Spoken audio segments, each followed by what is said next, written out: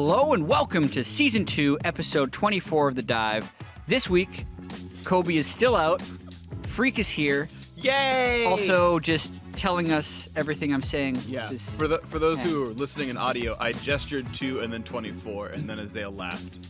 Yeah. That's what happened. I think instead of watching an audio, by the way. We're off to a roaring start. It's a real humdinger. Yeah, anyway, Kobe's just getting back burner. from Hyperplay in Singapore. That's why he's not here. He should be back next week. Lazy. Unless something else happens.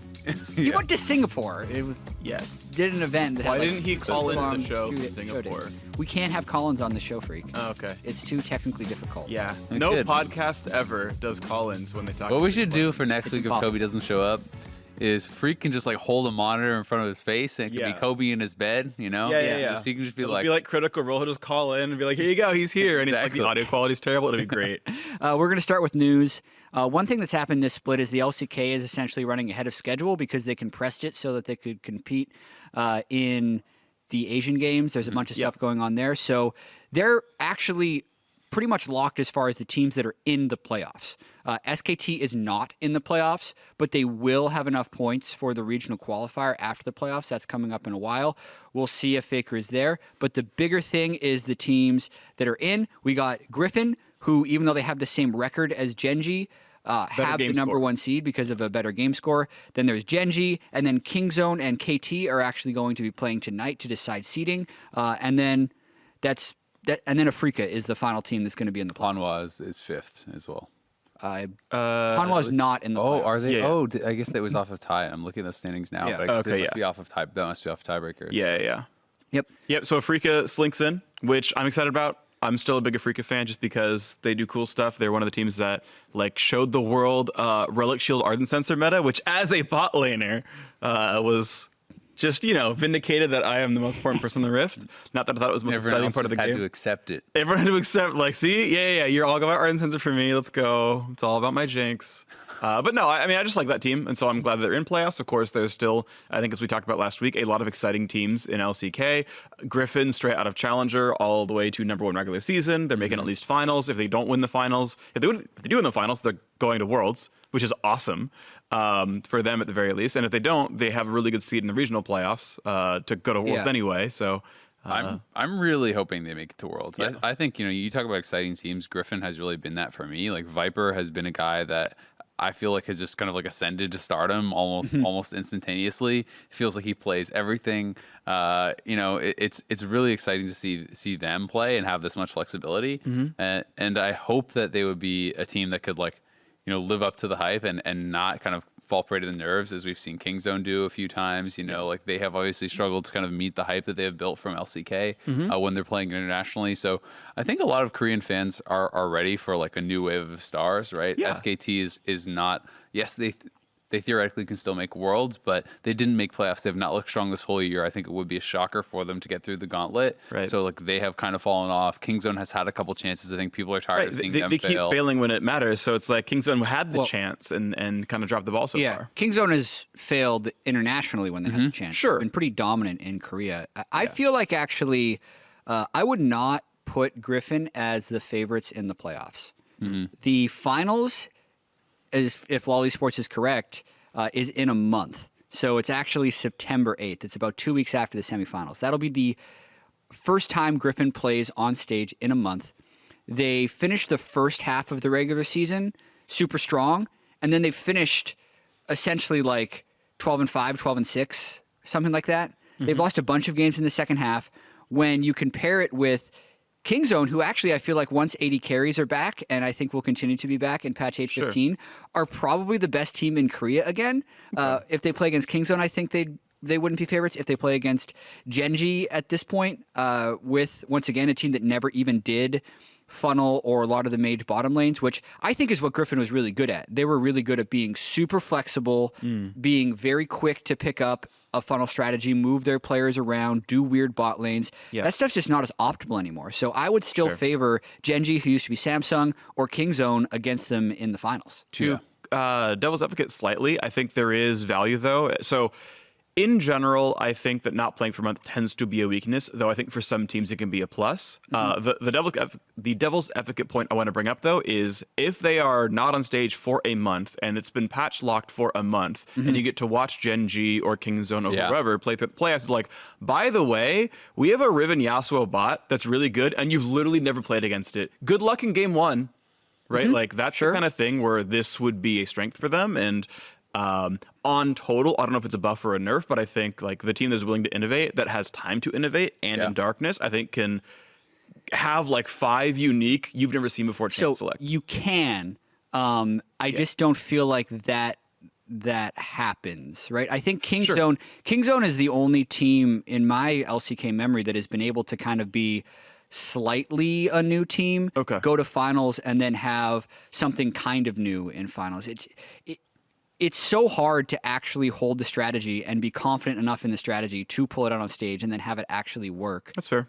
It's definitely possible. Don't get me wrong, but I feel like they've done that in my following of the LCK finals. Like a lot of times, the team that is preceded there actually doesn't do that well. It's the team that has momentum throughout the playoffs, especially when they're a rookie team who had a bad second half of the split. That's fair. In comparison to their first half. I think the bad second half is the most damning of the stats, where it's like, actually, they've slunk into this spot, and because of LCK seeding rules, you get to go to the finals as opposed to like the semifinals, like an NA or EU would have been. Right. Yeah. I mean, it's still like 5-4 in the second half, and they're 13-5 overall, right? So obviously a much stronger first half. But like Gen G's 13-5, KT Roasters 12-5, Kingzone's 12-5. Yep.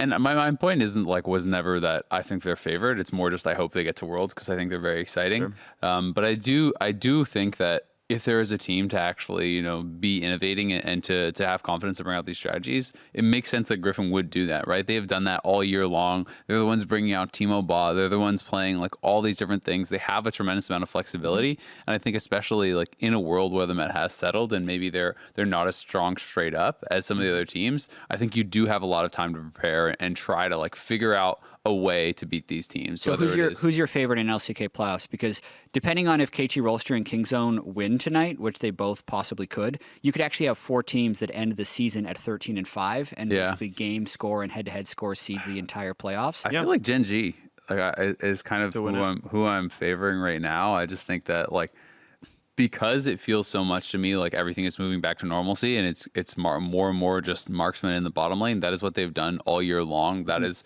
what they did to win the world championship. Like, this is a team that I think has had a tremendous amount of stability.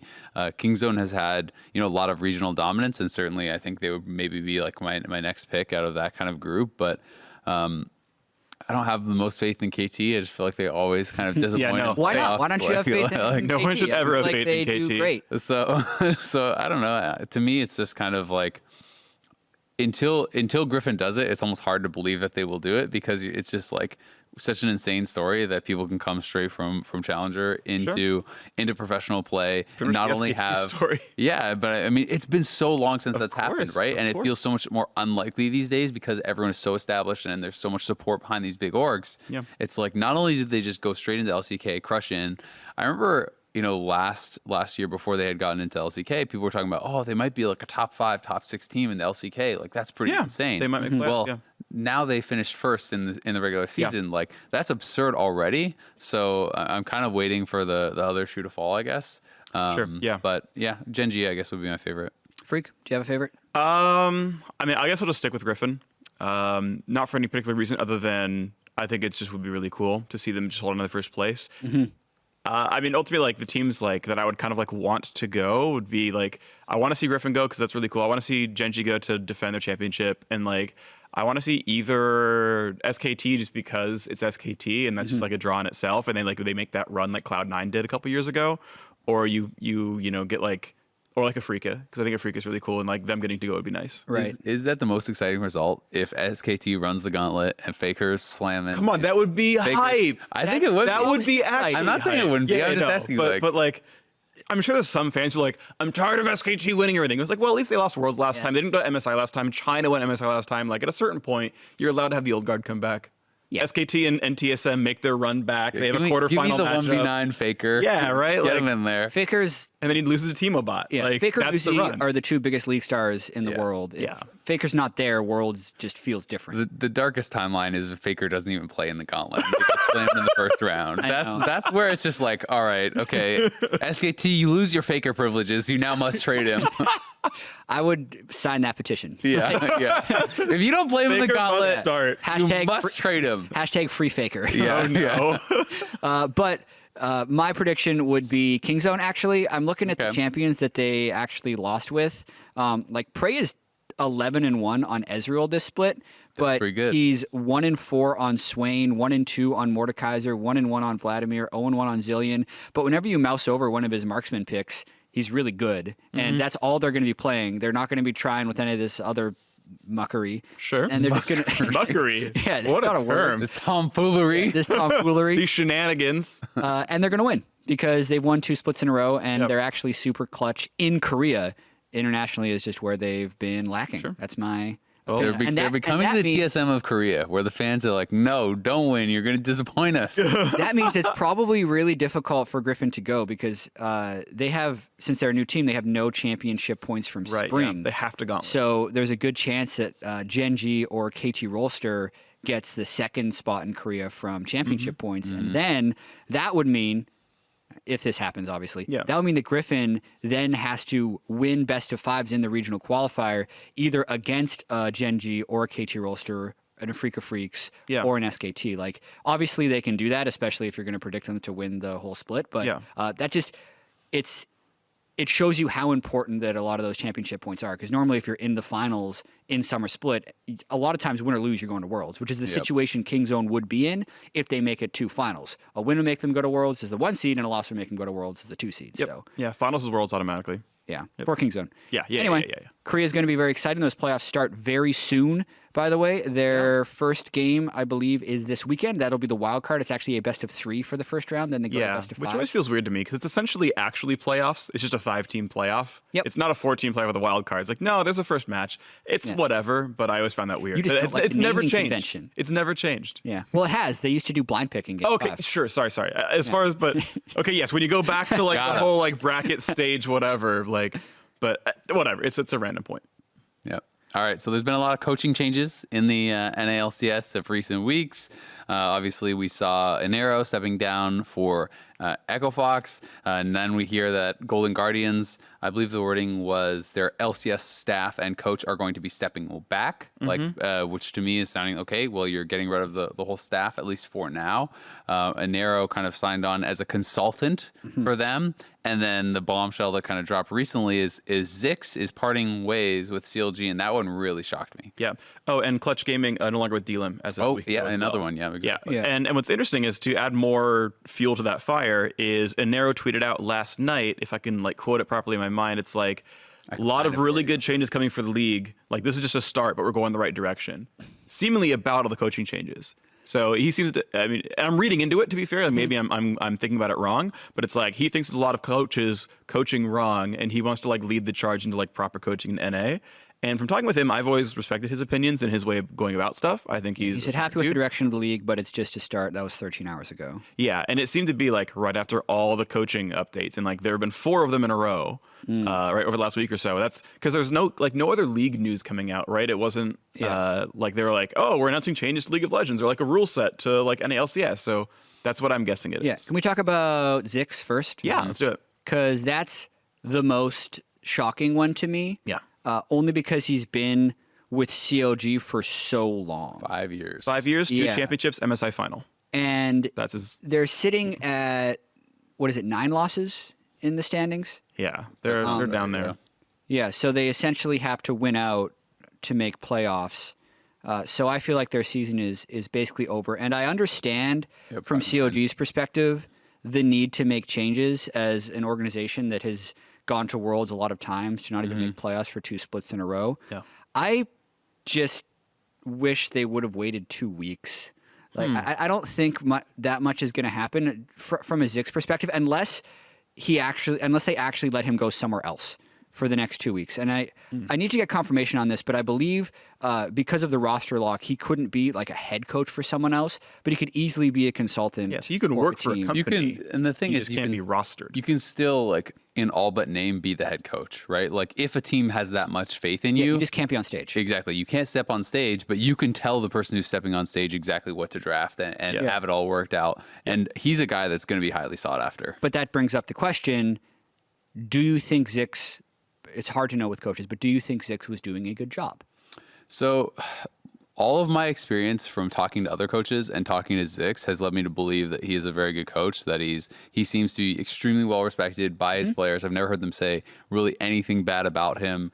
Talking to other coaches in the league, by far this is the guy who was brought up the most as person who should be winning coach of the split. So his peers seem to have a ton of respect for him. I have always thought he seemed extremely smart about the game when I've talked to him. Is he doing a good job with the pieces that he had at CLG? They have done poorly. Should he have been able to teach them to do better in the mid game, the late game? That's a fair argument to make. Sure. But at the end of the day, I think he's a great coach. Did he do a good job with CLG? That's really impossible to know. I would say no because the team is down at the bottom of the standings. But if it were me, I probably would have been looking more at like roster changes than coaching changes. Maybe they just felt the pressure to make something happen right now. But I don't think that the CLG roster will be the same going into next year. I would bet money that it will not be.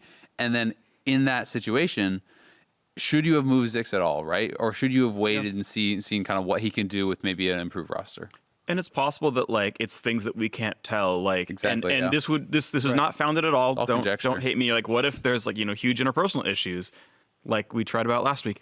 But seriously, it's like maybe he doesn't know how to coach the 2018 season, like for whatever reason, and like when we don't think 2019 is going to get any different. Like your time has passed, you no longer keep up with the game. Like I don't know, right? But like I do think there's a certain amount of like. Sometimes people just work together very well, and sometimes they don't. And this might be the situation. And maybe they like their players more than like their coach. Like, no, we're super happy with Biofrost, super happy with Rainover. Like, we want these guys for 4 years, and Zikz doesn't work with them very well. So sorry, and I don't know, right? Yeah, but Zikz was under contract until the end of 2019. I checked when I saw the news, so they could have kept him on for a while. And man, Phreak, I don't know, because part of me thinks that Zikz had fallen off a little bit, right? I know that a lot of COG's drafts come under heavy criticism. It didn't look like when's the last time it felt like COG was on or ahead of the meta? Yeah, that used to happen a lot. That used to be a very frequent thing in 2017, 2016. And it wasn't a thing this split. And a coach has a lot of different jobs. It's depending on what type of coach you are, you're good at interpersonal issues, you're good at motivation, you're really smart. Right? You're really good at telling people about the game. You can fit any of those skill sets as long as you index in one of them. And I think previously Zikz was really smart about the game, but also how much of Zix's success was linked with how well he worked with Aphromoo.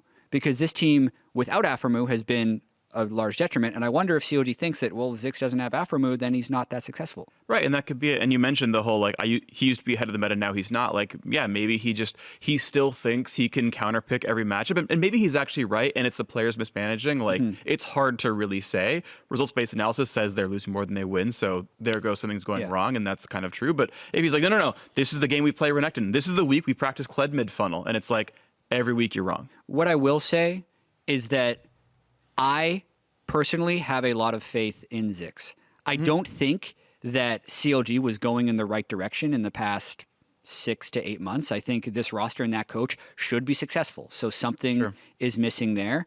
Without knowing if it's particularly Zikz, I can't say. But to Azil's point, I think a lot of other teams should be inquiring about how they can get Zikz. Zikz is going to get picked up. Almost guaranteed. I think that another team is going to want him. I would be shocked to not see him with like a head coach position going into next year.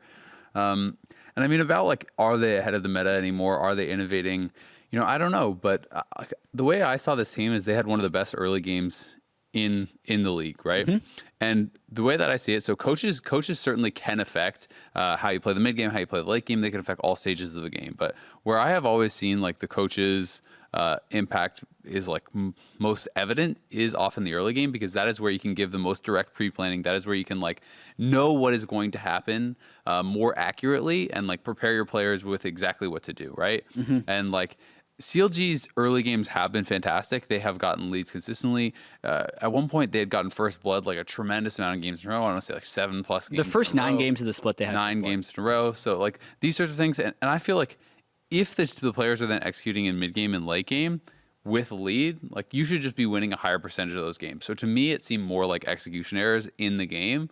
And again, you can always take it back to like, was it the chicken or the egg? Did he teach them nothing about the mid game? Did he not like, get rid of those bad habits? But at the end of the day, regardless of who the coach is, the players still have to be able to execute in the game. The players still have to be able to make decisions on the fly in the game. And that is where I have felt that CLG has always failed. Like in the last year, it always feels like, oh, your first couple minutes are super good. You have this great plan. You get a lead, and then you don't know what to do. Yeah. And that has been CLG this whole year for me. Yeah.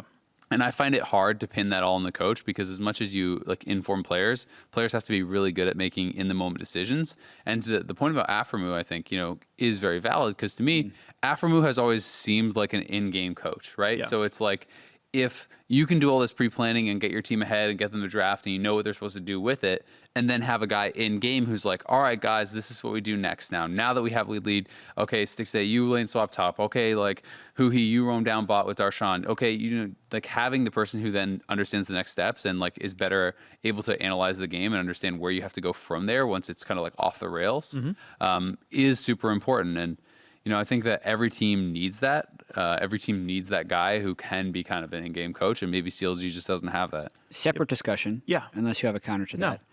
With all of these coach moves, D-Lim, Zikz, the Golden Guardians changes. Tyler, and even an Arrow, even though he stepped down instead of getting fired was the messaging. Are we more like traditional sports now, where you see a lot of coaches on struggling teams just be the first ones to go? Yeah. Like, I've always read that as a lot of times coaches are an easy scapegoat and also just an easier thing to change than your players. Sure. I look at the LCS contract database, and most players are under contract until 2020 or 2019.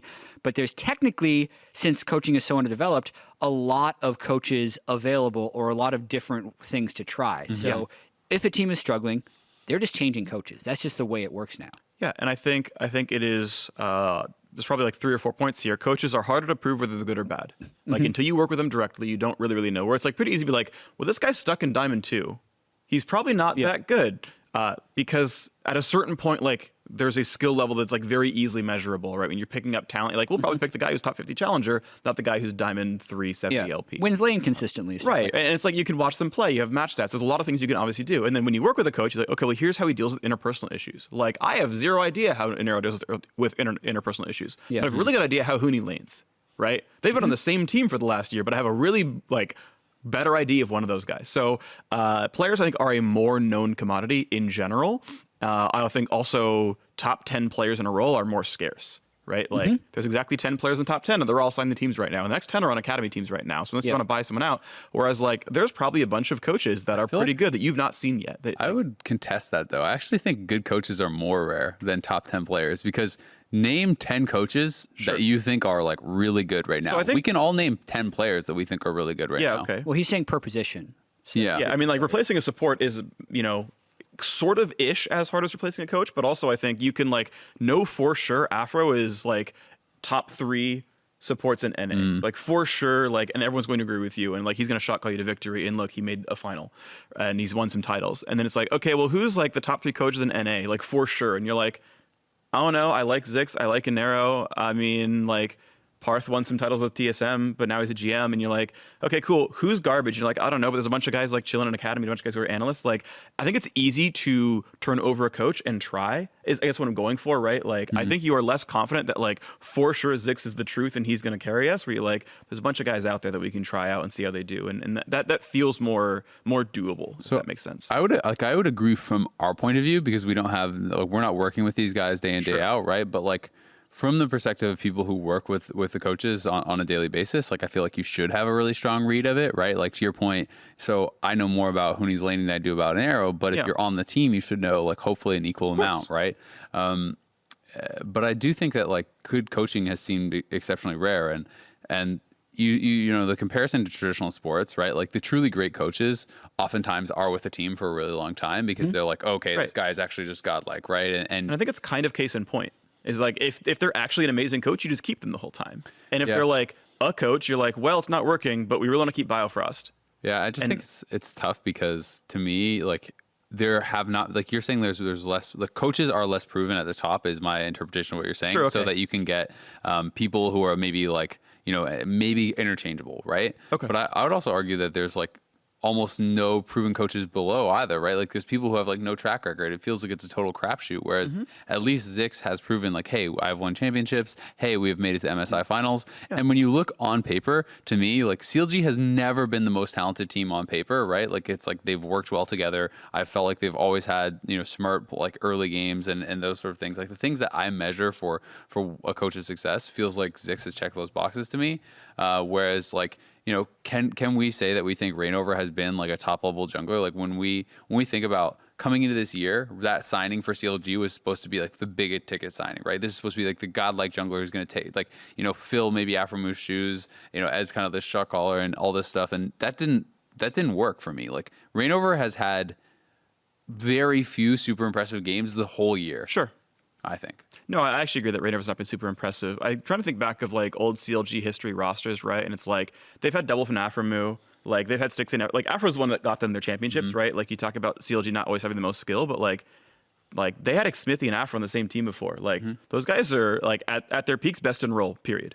Right? They've had Doublelift in there before, and Stixxay at his peak was probably top 3, like when he was doing really, really well. And like Pobelter is like, I think the joke is always top 10 NA, but like he's always been like a upper echelon LCS caliber mid laner, even if he's not like winning stuff at Worlds. I'm not like, trying to say they're bad or anything. I know, like, but it's like MSI finals, right? Like right, yeah. The story to me was always like, oh, like who he could never cut it internationally. Darshan's garbage compared to these tops. Like like Stixxay is just a Kayla one trick, like all this sort of stuff. Like right, but yet they had the most success ever internationally, like compared to like a TSM roster or like the TL like super team and this sort of stuff. I feel like it's just going down a bit of a rabbit hole. Yeah, are you saying that they were successful at MSI because of Zikz or because of the roster? Like, what's the because I think that Zikz has had a huge impact on this team for a number of years, right? Like to me, he is a proven commodity, which is why changing him out when I don't feel there are a lot of proven commodities in coaching is very detrimental to the team's future. That's just my opinion.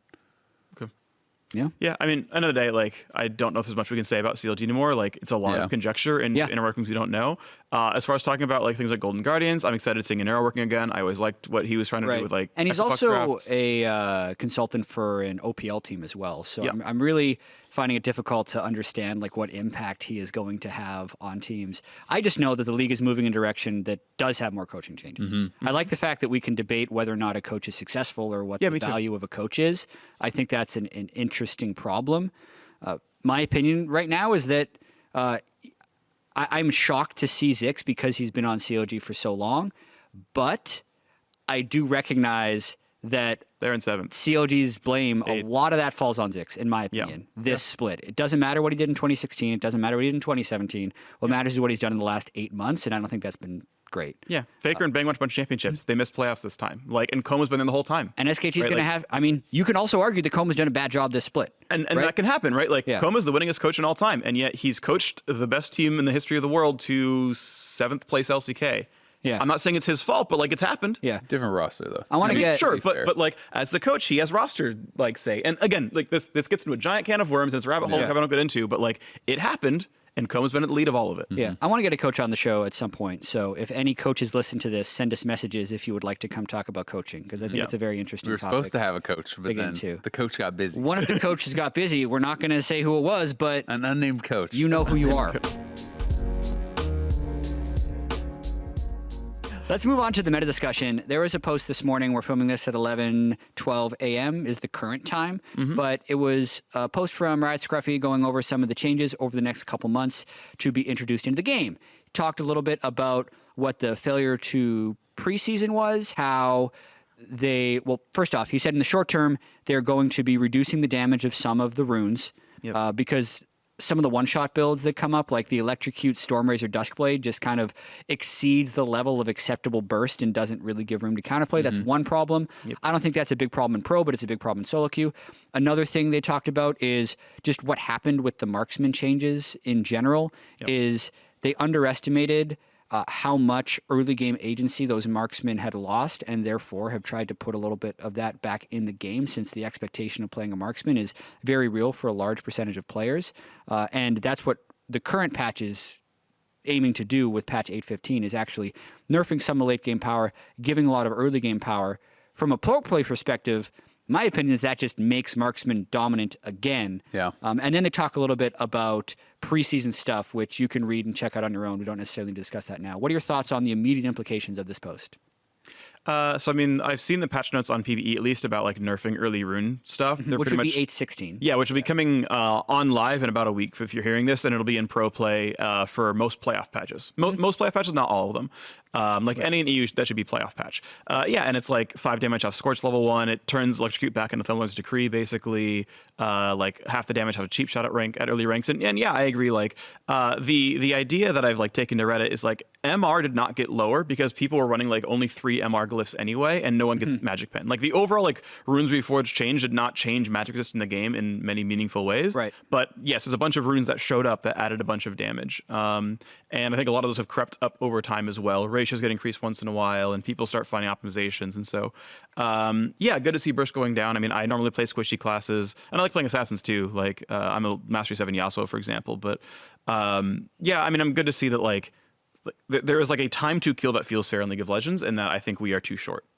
Yeah, it's interesting because like I know this has been a big topic of discussion recently, and the most kind of, I don't know, the time I started hearing about it the most was after Ascaro's video and him kind of talking about burst being too high and these sorts of things, and a lot of people started talking about it. And it's interesting because, you know, when I think back to previous years of playing League, I don't feel like damage is higher now, but maybe I'm just not seeing it. Like when I think back when I started playing, and they're you know, DFG being around there, and AP Gragas one comboing me, and like Talon. I used to play a ton of Talon when the E silenced. Then I would consistently, if I was having a good game, kill the marksman before they could flash or heal or do anything. Like I felt like there was a lot of one-shot old Rengar that, like, you know, would be able to actually like team ad and do your combo in the air. Like there was a lot of characters that were just insta-killing you. Old LeBlanc would just be sitting in a bush. If they're having a good game, you walk through, you just get one shot. Like there's a lot of champions that definitely did that. Maybe it is something where it's like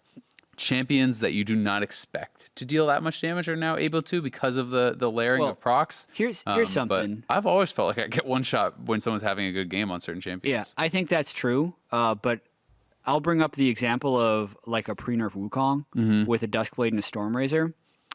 He kills you with E auto Q. Yeah. He doesn't even have to press his ultimate.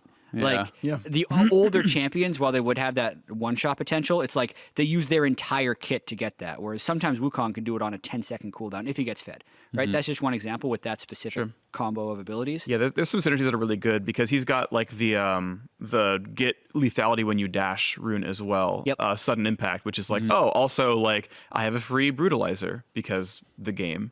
So yeah, I think there are some, and I actually agree, right? Like old AP Gragas, like go watch montages and stuff. Like that champion was nuts. Well, and for what it's worth, all of those one-shot champions got nerfed. So like by no means is like, oh, well, because these things existed in the past, therefore they're okay now. No. My point is just that like it feels like at all stages of my playing League, and I've played for like there's been something 4 years very seriously now. I've always felt like that guy one-shots me, and that guy has changed, but there's always that guy, and he's going to one-shot you if he's having a good game. And now that's Fizz, right? Like, now that's a lot of champions, but, like, there's always, like, oh, all right, well, Zed's having a good game. I guess if he autos me in Qs, I die from full, right? But yeah, I mean, I think that it's the stacking of, like, you know, they point out in the post, it's not uncommon to see Scorch, Electrocute, Duskblade, Stormrazor used together, right? Like everything stacking, and I've definitely seen that. You know, I played against a Jhin recently that was doing, it was like, I think it was Dark Harvest Jhin, so it was like Dark Harvest, and then he had like Stormrazor, Rapid Fire, Duskblade, and he just one auto you out of a bush. You lose like 80% of your health if you're a squishy on his first auto, and it's like, wait, what? I played a game last night of Dark Harvest Lethality MF, and there was an Akali who was doing like AP Akali with Akali. No, she would like run, and she would gun at 20% before she could turn invisible, and then like our like Malzahar just like hits Q and she just dies in her shroud because I did literally 900 on the first auto because Love Tap plus 300 AD plus Duskblade plus Dark Harvest, and it was like, yeah, it's a little BS. It's like not even critting, it's just all front loaded. Yeah. How do you think this is going to impact pro play, not only in 8.15, but 8.16? The split started off with a ton of funnel strategies. Those are gone with a bunch of mages bought. Feels like it just makes the game slower, to be honest. Okay. I just think you just go, crit marksmen have been getting buffed. You look at win rates, Jinx and Twitch and these champions are like some of the highest win rates. They're just better in 8.15. Well, now I can't one-shot them as easily because all my like procs have been nerfed. And I play Janna and Nami. Let's play some Janna and Nami, and let's go to 50 minutes, and we'll have my 6-item Jinx. Good luck, right? And that's where I feel like the game is heading. Every time you're nerfing like burst and you're buffing marksman, well, then I just want to get greedier and greedier and greedier and play the scaling guy and beat you late, which feels like it's not Ardent Sensor meta, but it feels like more that direction. Tanks come back in when you have marksman as well, because you have to now protect that Jinx and give him space. So I think tanks were kind of in anyway. I think zero tank teams were never going to be good regardless. But in contrasting like our sort of projection of 8.16 meta compared to like last year's Worlds, I think it is less marksman heavy or less marksman required than there, because the big example being Death Cap is a lot stronger in this year than last year. Like that item is massively buffed, and I think it's part of the reason damage is so high. Like my big theory on why damage is going up, and I think it has, is I think items got more efficient, and Death Cap being a very obvious example of that.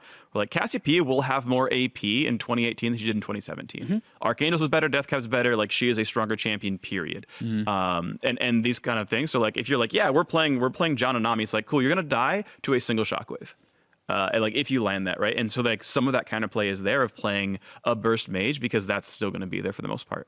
Yeah, I do think that this will advantage the teams that were good last year, and I will agree that it is still, I think it's still possible to play the other way. If you end up actually getting into that greeting arms race of the late game carry with a bunch of protection, someone who's really good at a Swain Fiddle bot lane can still beat you. And Jace top. Right, and Jace top. Like, they can still just pressure you out and crush you. I am mostly certain there will be certain teams that go to Worlds who are going to be willing to try that. Like, I don't even know if Fnatic is going to put Reckless back in.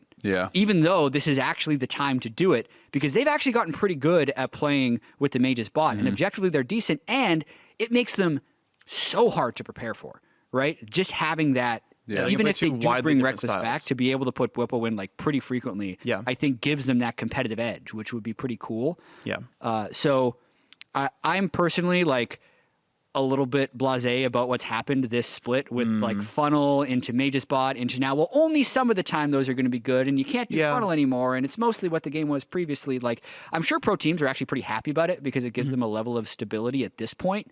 They're happy with what's happened at patch 8.15 and 8.16. They're not happy about the track record of this summer split, because I feel like a lot of the growth that you could have done in the split is like patched out of the game, right? By this point. A couple things I want to sort of walk back a little bit. So I played a game last night. It was against like some Diamond 1 guy who was doing Smite mid Xayah and just did like Doran's Blade opener, built double longsword, and then like on his third back like built warrior, and then tried to self funnel from there on.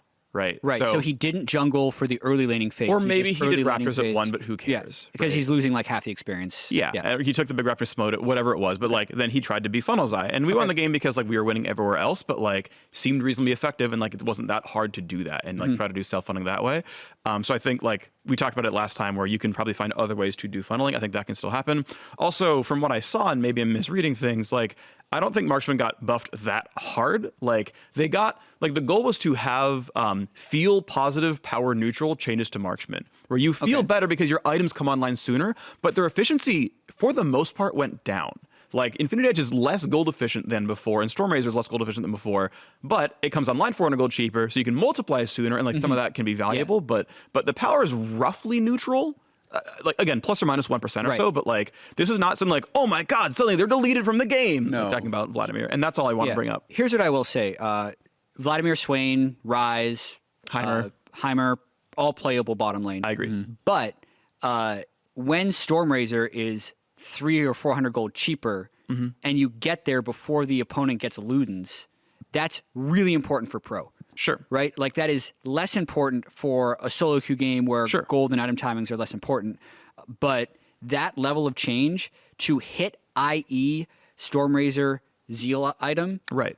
what is it, 1,000 gold, 800 gold? 700, I think it is. I think it's 400, 200, 100. 700 gold sooner, not having a second BF in your IE, even if you were actually only 85% of what the old thing was, and efficiency-wise, that doesn't matter. That's still better for pro because of when the game is decided. Yeah, and I think that's why we're going to see so many marks. And there's not that many games where you get full 6 items anyway, right? Whereas I think where the efficiency really hurts. But and my point is not because I think, oh, all other strategies are deleted from the game, this is the only way to play. My thought is, generally speaking, pros default to normalcy. Of course they do. I have played 8 years of Marksman. I've played a couple weeks of Vladimir. All right, Marksmen are seeming a little bit better now. Goodbye, Vladimir. I'm never playing you again, right? And like we've seen that, like even like you pointed out last year at Worlds, we did see some of the Chinese teams bring out like Caitlyn Jace and eventually kind of disrupt the meta a bit. Like if you go super hardcore late game, then we bring it back to early game and we just slam you before you get there. And I think that should exist. I hope that enough teams do that it doesn't just become this handshake of we're going late every game. Yeah. But my concern is that so many teams will default to normalcy. So many teams will default to what is like the most obvious strategy that you will have a high percentage of games that are just going to be long games scaling for late, but can be disrupted by teams that are willing to go all early, and I hope that's still there. And that's up to your players and your coach. Like I think of Worlds 2 years ago where the Koreans held Zyra support back. Albus Nox was known for being like their support was a Zyra brand 2-trick, and he didn't play Zyra because he didn't think it was good the entire time. It was left up in more than half his games. And then quarterfinals roll around, and every Korean team is like, by the way, Zyra's the best support. You guys are all idiots. And then they play Zyra every semifinals, game. you brought out in MF. Semifinals, Rox Tigers knew you could play MF Ashe, and SKT played into it twice before they just banned the champion away. And like, so there's some degree of like, okay, we know we're going to save it till it matters, and then the next level of we know we're going to save it till it matters, and like that's up again to the teams to find it out. And you're absolutely right. Moving on to North American LCS, unless you guys have more meta points let's to go. talk I'm about. We have actually a little bit of separation in the standings. Yep. If you can believe it. Team Liquid is 10-4 Yeah. after being 6-4 at one point. Cloud9 is tied for 4th. Yep. So is FlyQuest Optic. We have a lot of stuff to talk about. First up is Echo Fox versus 100 Thieves. That's going to be the first game on the next part of the weekend. Yep. Just what do you think about the league in general, about the separation that we've been seeing, and also about the Echo Fox 100 Thieves matchup? I kind of liked when every team was tied with each other, because like we're at a point now where we're like, well, CLG is depressing and Golden Guardians is depressing, and I guess they're kind of out, and like they're not mathematically out yet, but it's getting really close. 2 or so teams can lock playoffs by the end of the first day. Next week in a couple days here, and so you start saying, okay, well, they're for sure in, and then it's like, well, okay, they're battling for first, and you know, they win 2 more games, and they're guaranteed the bye, and like it's a little bit less exciting to cast them. But I do think it's good though that as we're gearing up for international, that it's like, okay, Liquid seem to have their stuff together, like they've risen above the top, they have definitely gotten cleaner, like. And you still think of like Rift Rivals where they went kind of poorly, but you're like, all right, are we ready to like get behind these teams that are performing better? Yeah, and I guess the question for me then, if you're looking forward, is like, did Liquid actually get better since MSI, or actually get better since Rift Rivals? And that's a harder one to answer. But as far as the way that it has kind of all split out, I mean, it ends up being the top 3 teams from last split are the top 3 teams again. So I guess they just were the best teams, right? And they've kind of remained so. Well, let's talk about the Liquid thing. Yeah. I like that question. Okay. Are they better now than they were in spring? And I'd say at this point they are better. Okay. Because I thought that in spring split, actually, at the end of week 7, we were wondering if they were ever going to be able to turn it on. And we had like Steve on the lounge stream saying, oh, I just did everything I could to put this roster together and none of it's clicking. Now they have a better record at this point than they did previously.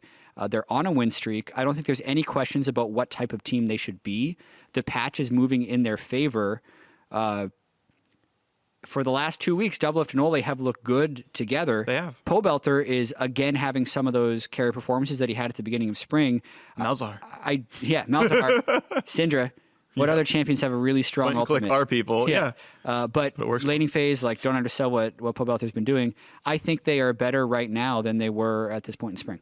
So, I definitely, when you put it in those terms, I agree overall. My concern for them internationally is that, yes, Pobelter is looking good here at MSI. He was struggling. At Rift Rivals, felt like he was kind of struggling too. And I feel like it's been shown enough times that Pobelter really does struggle internationally. And maybe the fact that he didn't do that well at MSI and didn't do that well, Rift Rivals and all these things will just mean that he's just going to be on Malzahar duty from the word go at international play. And I think that is totally fine. That is the right choice for Team Liquid. That's exactly 100% of the time. I really think that is the way you want to play it, right? Like maybe he's like a Morgana, Malzahar, Karma guy at Worlds, right? Yep. And maybe he can play Yasuo and Aurelia in NA and slam everyone, but when he's playing the best in the world, then he shouldn't do that, right? And if they have learned from that, and they cater their strategies around that, that's totally fine. You can have guys who are like a losing lane, but are playing a champion that like fits well into the rest of the composition and is going to have good utility. Tank players have done that top lane for so long. I mean, have you met Samsung Galaxy and their mid laner Crown, who is a Malzahar one trick against Faker, lost lane really hard, and then 3-0'd SKT in the finals? Have you met Fly, who is the new starter for that team? Yeah. But like, right, that has been proven to work. Just kind of like understand that, right? Is like, yes, you can just be a Mal's Tom Kench 2 trick or whatever, and like that's okay. Tom like Kench made baby, let's go. But people should role play like in a competitive environment. Like if you're the weaker mid laner, play a lower variance mid laner. Period. And like you have Devilf in your team, like let that guy play, Vayne or Kai'Sa every game, support him, and then don't be the point that loses because he'll do what you need. Yeah, and I think as long as that strategy works, and as long as they are bought into that strategy, then I think it's going to be great, right? If we get to MSI and it's all, or like into Worlds, and it's all about carry mids and supportive ADs and stuff, then it's like, ooh, that's unlucky. But that's kind of where my question lies. Let's talk about TSM and COG. Okay. Because we got the TSM COG matchup coming up. We always go to these teams in the dot. Yeah, 6-8 TSM. What about Cloud9? Who's one game out of the playoffs. We'll talk about Cloud9. Okay. Don't worry about that. With the bet that we have. And COG... Never mind, we're good. And COG is 5-9. Technically, both these teams can still make playoffs. They have to play against each other. Both these teams have fallen from grace. Zikz has been let go. By the way, I got confirmation that coaches are not impacted by roster lock, so Zikz could actually sign as a head coach somewhere else. Okay. So he'd just be on stage this He week. could actually go to TSM and just coach against them right That now. would be hilarious. I would love that. Could actually happen. I mean, it depends on if COG and him have like the contract worked out. Like that's all stuff that isn't like officially decided by league rules. But in our world, he could be coaching TSM. He could be coaching SKT to Worlds. That's what they need. Zikz goes to Korea, coaches Faker to Worlds. And they run it all the way up. Yeah. That'll show you, CLG. All right, CLG TSM. Let's go. All right. A couple things to talk about. Are both of these teams dead? Or do you see a light at the end of the tunnel for either of these teams? It obviously starts in the matchup between TSM and COG. Like, I think the loser is dead. Boom. Like, TSM goes to 9 losses, COG goes to 10. Yeah. But COG's schedule is actually pretty easy in the last 4 games. There's a chance they just end 9-9 if they actually turn it around after their 6-game losing streak.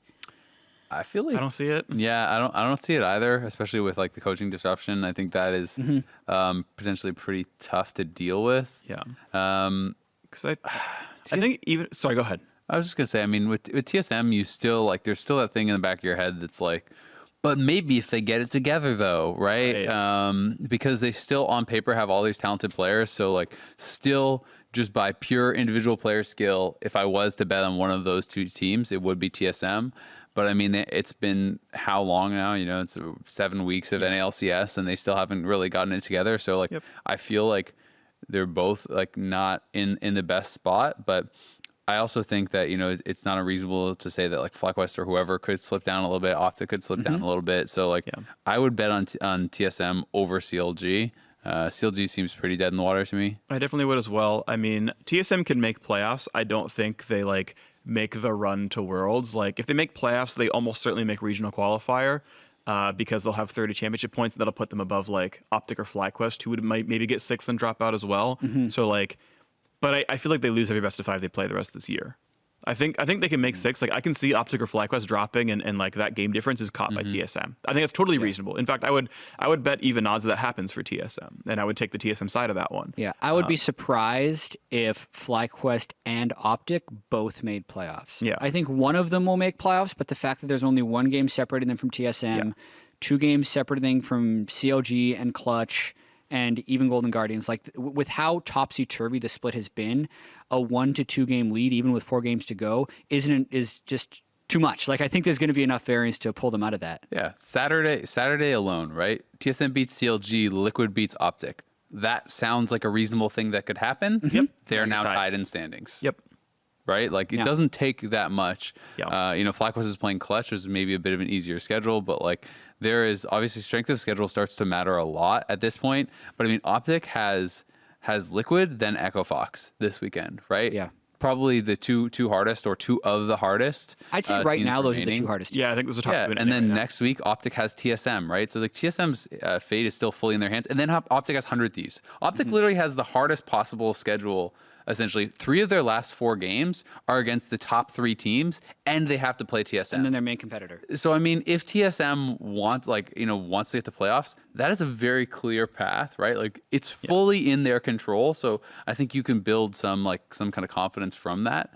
But yeah, I mean, it's not guaranteed, but it's going to be really tough for Optic with that schedule. All right. The way too early. Give maybe a few examples, but we don't want to spend too long on this. Okay. Just what is your playoff seeding? Who gets the buys and who makes it in as the other 4 teams? I'll start. Okay. I think Team Liquid and Echo Fox. Yep. I'm being real controversial here. Wow. We'll get the buys. I think We all agree. Echo Fox got a huge same. ceiling. That was easy. Then 100 Thieves makes it in, Cloud9 makes it in, TSM makes it in, and FlyQuest makes it in. Yep. That's my prediction. Now, the real question then is the seeding among them. Because C9, I think, are only 1 behind 100 Thieves. They are 2 behind 100 Thieves. Okay, so then, yeah, that's just like 1, 2, 3. C9 is 4. And then TSM versus FlyQuest for 5, 6. I'd probably take FlyQuest because they have that 1 game lead right now as 5. And then there you go. Oh, that said, like, FlyQuest still have, like, the worst stats yet a good record. So maybe we're overrating them as well. I know you like went through Optic's schedule, and so I kind of agree that So like FlyQuest plays Clutch, CLG, Yeah, so that's a win. Golden Guardians, Okay, yeah, so- and Cloud9. They just have a way easier. okay, so yeah, I think they stay ahead of TSM then. I think TSM Yeah. are probably can drop at least 1 game, and then FlyQuest just keeps their lead over them. So yeah, that's 5, 6 is FlyQuest then TSM. Yeah, I'm pretty much in the same boat. I think Do you take fourth TSM under 100 place. Thieves afterwards? Pardon? Do you take TSM under 100 Thieves in that case? 100 Thieves are as maybe far the as weakest. how the quarterfinals goes. Yeah, if like that's your seeding, if you're going to agree with that. Yeah, I would bet on the 100 Thieves beating them in a best of 5. I have a lot of faith, though. I think in Cloud9, I'm building a lot of faith in that roster. Also have been getting a lot of faith in Echo Fox. Those are the 2 that like I'm the most bought into, like their kind of like rising success. I mean, Echo Fox already had a good first half, but I feel like that team has gotten better with the changes. I agree. And I feel like Cloud9 has looked on such a tear in the second half that like, yes, I think it's going to be 1-2 of the current teams, right? Like Liquid and Echo Fox are going to be up there, but I don't think that they are going to be clear in a way the best teams. I just think that they are good and they have a standing lead. But like Cloud9 versus one of those teams, if Cloud9 is like the real deal and continue on this form, hey, like that could be a really, really crazy match. So I think that it's exciting for me to think that I think there's at least like 4 teams that could be super competitive. Yeah. I don't see FlyQuest, like making the run to the championship. I don't see TSM in this form making the run to the championship. But Cloud9, 100 Thieves, Echo Fox, or TL, Yeah. I could see any of those teams win. Yeah. I just want to spend a moment to give some props to Cloud9 in the second half of the season. Yeah. And talk a little bit about why I think they're succeeding. So I think Licorice in particular has been playing amazingly. Like when people talk about Someday on 100 Thieves being like by far the best top laner in the league, I think performance-wise, Licorice, you could argue, is right behind him. His early game laning stats, he's putting up bigger leads than Someday, and then a lot of his wins have been brought down when the rest of the team just has like no type of late game team competition, and they lost a lot of those games early. But he has been really stepping up. A lot of praise has been going to Blabber since he came in and Svenskaren's gone out. I think they're either 4-1 or 5-1. Yeah, I think it's 5-1 because it was just the 3 weeks. But I think within that Jensen is a large reason why he is successful. He backs Blabber up extremely well when playing in the mid lane, being able to play picks like Zillion, which no one else does. Like the freedom that Zillion gives a Kindred is insane. Like, Do anything you want. when they got Baron in their last game last week, and Blabber just jumps into the base with a turret in his face and just starts shooting people and puts his Kindred ult down. It doesn't matter that he did that, because as soon as the Kindred ult heal comes through, Jensen puts a Zillion ultimate on.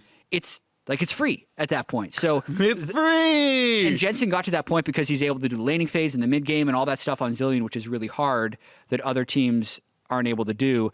And even though Sneaky has actually been weak in the laning phase, I don't think Sneaky and Zeyzal have been that good in lane. You're really seeing the team fighting of Sneaky come through strong. That's where he's actually been strongest. So those are the reasons why I think Cloud9 has been working lately. And I wanted to call that out because they're 7-7 after starting 1-5. Yeah, I mean, I really liked Reaper's interview. He talked about kind of the different role that Jensen has stepped into, and I think it's cool. Like, Jensen has been this lane dominant guy for so long, has been, one of the best mid laners mechanically in the world for a long time, right? Like, he's this incredible player, and I feel like there's like a lot of kind of maturing that has gone on with him. That he he feels happy to step into this second role where it's like, yes, he is more enabling his jungler, right? And Reaper talked about, hey, he has been kind of like the guy to play the more supportive stuff so Blabber can play aggressive, and that works for the team. And instead of having, like Sven just try to hard camp for Jensen and Jensen carries, right? He has the double Zillion games, 3 Orianna games, and a Lulu game out of his 6 games, right? Like, those are all fairly kind of like supportive style champions. Yes, they obviously can still carry games, but it's cool to see like a kind of a different side from Jensen and see that they have found this strategy that is working well for them, and obviously a lot of faith in Blabber. And it's been pretty cool to see like how aggressively he is actually willing to play. I remember after the first week, he said, hey, I'm kind of disappointed in how I've played. I don't feel like I'm playing as aggressively as I do in scrims. And you're like, okay, yeah, whatever. People say this stuff all the time. Next week, he's playing Kindred. He's just like, he's initiating on Kindred by like hopping forward and shooting his little bow. And I'm like, well, this guy's a madman. And then they're winning. I'm like, okay, I feel it. Yep. So pretty cool stuff from them. And yeah, I mean, Cloud9 just looking really good. It seems like, despite all the roster shakeups, despite all the craziness, despite all the drama, the kind of loss of faith in the C9 org from a lot of the fans, at the end of the day, feels like they kind of figured it out. So that's very impressive. Like, it was certainly not an easy road. Yeah. We set up the fall really well now after all there because the schedule's actually not that easy. And they couldn't possibly miss out on playoffs, chat. I see what you're doing, Azale. There is no way that they could ever miss playoffs. By the way, for those of you who don't watch every week, Azale and I made a bet when C9 was 1-5. I said they would make playoffs. I feel like they have more wins than that, but maybe they was 1-5. They were 1-5, and you're like, there's no way. That's a good bet. Yeah, they were. Yeah, and I was like, "Are you sure about that?" You were like, "No." I would have been on your side of that bet as well. Yeah, it was a good bet. Yeah, not if you lose. I got outdumbed. You got bad bet. Yeah. Moving on to Twitter. Who would have thought they had like these really good players like Jensen and Sneaky on the bench? It's like the no dodge. You can't account for that. Great. All right. Okay. Moving on to Twitter. Eric N. Lefrigue or Desmonde says, @Riot Kobe, @Riot Azale, @Riot Jat. Okay. For some reason, he's not asking Phreak this question. Nope. What singular change do you think would be the best/most fun for the current meta in LCS? Rebuffing crit items, making Baron tougher again, baby home guards pre-20 minutes, removing Zoe from the game, etc. Put your amateur game designer hat on. All right. And then if you're a game designer, like turn off the stream because you probably don't want to hear this, but for the rest of it, just... I'm ready. My suggestion, too disruptive for middle of the season. However... Would be fun. Teleport starts the game on a 6-minute cooldown. Oh, you're talking about this. And you revert. Yeah, I brought it up internally as well. And the designers were like, not for the middle of the season, too disruptive. But you bring back some of the cooldown nerfs, but you're like, hey, this is no longer the win lane for free summoner spell. Also, you cannot gank bot for free summoner spell. You can play your own laning phase. It is less disrupted. If you get your one-on-one kill, they have to walk back to lane like a regular person. And you get to actually like get your victories. And then, okay, if you want to play mid-game TP, that's fine. But it's not the win lane summoner spell as well as the map control summoner spell. What's interesting is Teleport on live has like a lower win rate than other summoners for most roles. Like Ignite Garen is like 2.5% higher in top lane. Like Darius Ghost is 2.5% higher. Like even like Heimerdinger bot lane, heal is still better, like statistically in like ranked games. And so Pro obviously over indexes on, and probably correctly so, on like making sure your laning phase goes okay and you're not the point of failure. But you turn off TP for the first 6 minutes and suddenly the game I think plays out more fairly. Yeah, that's interesting. I mean, for me, every time I hear people talk about like taking TP out, I'm just like, yeah, then I just never want to play top lane again, and that's fine. But because it's not about the 1v1. Like I'm totally fine if it's like sweet, okay, put that in, and now there's like an invisible wall where the jungler's not allowed to come, right? Like then sweet, I'm fully all on board. Ignite versus Ignite, less 1v1. Let's see who the better top laner is. But to me, anytime I hear TP's out, then I hear, oh sweet, it's about the jungler, right? Because I got 2v1'd. Even if you don't kill me and you do a bad gank, Kindred just walks in at level 2 and starts shooting me. I now have to base. The wave gets pushed in my turret. I'm now down a level. My lane is lost, right? And that feels so bad that it's completely out of your hands. So I would want to add like top lane mini home guards. Yeah, like maybe top lane like tier inhibitor and tier 2 turret gives you a 50% move speed haste for 3 seconds, just so you can like resuscitate that.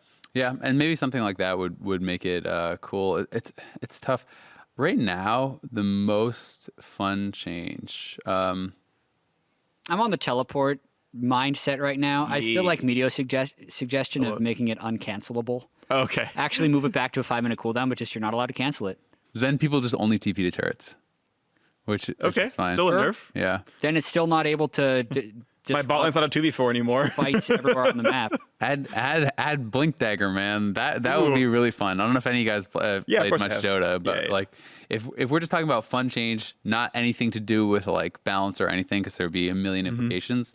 But Blink Dagger is such a fun item to play with in Dota because it's like give you so much playmaking. So oh my god, like I'm just immediately thinking of like I would be playing Moby Boots, Blink Dagger, Alistar, right? And just like running around and just like Blink Dagger flash combo from a mile away, right? That stuff I think is just super fun. So that'd be pretty exciting, but probably terrible for the game. Yeah, T-Bird USA asks, the past 3 years I had hope for the NA LCS at Worlds based on the results and the teams we were sending. They underperformed each time. This year I have a little hope for NA based on split results and the teams we are likely sending. Does that mean they'll do well? Yes. Yes. Next question. That's actually the correct way to do it. That is the correct way to do it. Blind faith every year. I think I need to give this answer because I think about it a lot. Okay. I think that you look at the way that NA has actually failed, and it's usually right at the end. Yeah. Like legitimately, they'll That's how go. failure always works. No. Then you stop playing. You could fail like a 1-5 team in group stage, or an Okay. 0-6 team in group stage, but NA fails as a 3-3 team in group. Okay, you're right. Pretty consistent. We lose every tiebreaker ever. Yes, we do. We literally lose every tiebreaker ever. And that is a problem in itself. And ultimately what matters is the actual results. But I would say that's why people remain hopeful. And that's why we can say we're blindly hopeful. It's so close. There's some informed hopefulness in the fact that they can win games on the international stage. They've just never been able to string it together. So I think there's always a chance a couple teams get a little farther than they did last time. And also, yes. Yes. And also, yes. Mark Prinkets, question mark 22. What do you think should be done either by teams or by Riot to make side selection less important? This last week, Blue Side won 9 out of 10 games, with the only red side win being Echo Fox versus COG. Some other stats to back that up. I believe NA LCS is about 62% Blue Side win. EU LCS is similar. However, LPL. the LPL, who plays far fewer games, has a Far more games. 49 Far more games, yeah. sorry, far more games. 49% win rate for Blue Side. It's not absolutely the other way, but it is a little bit more towards centered. I still think Blue Side is favored, but what do you guys think? So I've thought about this a lot. I mean, a lot of it is like the actual geography of the map. If you're baiting around Baron, Blue Side is advantage, these sorts of things. But I think that you can do some different things. Like you can just try to like make sure that you're nerfing OPs more quickly, right? Like the super ultra OPs that are just super high percentage ban rate. If you knock some of those down, like Aatrox and Zoe and Nocturne, if those all took a nerf, then hey, like it's probably a little bit more balanced there. But in general, I feel like the extreme imbalance in NA in particular is because we are actually so bad, or our teams are so bad at counterpicking lanes, at actually picking 4 lane and dominating in lane. And that's something that I think is the reason that LPL is actually having a much higher win rate on the red side. On red side, you get 2 counterpicks. You can counterpick both solo lanes. And if your solo laners are very good, can play a bunch of different champions and actually establish a lead and carry that throughout the rest of the game, that has a huge advantage. How many times can you guys think throughout this split that you have seen, all right, sick, Golden Guardians, last pick for the red side. What's it going to be? The Jace is blind picked. Okay, it's Mundo, right? Like, yeah. Oh, it's Ornn. okay, they're just going to pick like, a support pick is for last. All right, Tahm Kench, right? Like how many times have we seen that? And I feel like that is so consistent that teams on blue side are literally pre-counter picking the red side teams because their teams are so inflexible. It's like people do this against Team Liquid all the time. They're like, all right, I'm going to ban out like Gnar or something, and I'm going to pick GP, and Impact's going to pick a tank. Okay, Impact, pick your tank, right? And now I have a good matchup. And that, even for our best teams, is something that people do so consistently. So, like, you are given this advantage to slam lane. You self-counterpick yourself on red side, and then you're like, well, why does red side suck? Yep. And there's one other thing as well. So I agree with everything you said, by the way, that both in geography and in terms of bad counterpicks. The only time I've looked into bad bans was in the height of LeBlanc, Camille, Rengar. Red team, quote unquote, must ban these champions every time. And the statistic was that, like, I mean, blue side was like 75% win rate. It was something obnoxious, right? They were winning every game because red side literally had prescripted bans, which means blue side got to do any 3 bans and a first pick they wanted to make the draft. And of course, blue side won every game. Teams that did not ban exactly LeBlanc, Rengar, Camille had a much higher win rate than teams that did. So by saying, look, these champions are so good, we lose every time. It's like, dog, you have no bans, you lose every time. Like, you're objectively losing champ select. If you're willing to trade, maybe it's not as good, but you're still hurting yourself by doing the meta bans. And it was still sub 50, and it was still weak, and the only time I've looked at the actual data, doing the meta bans made you a weaker team. Because you were predictable, and the other team could heavily outdraft you, and it was better to trade. And if you left up an OP, you generally have a plan to deal with it. And sure, it definitely implied you were a team that had built a plan, but those plans worked. Yeah. Like, looking back on it. So, like, I think that, like, hey, we saw the Fiora counterpick to Aatrox. We've seen 2 Aatroxes in NA since the changes, and one of them was the Optic win. And Optic was a team that had not been able to get any wins at all until they did that. And they've tried York and a GP and stuff like this, and you're talking about counterpicks being good.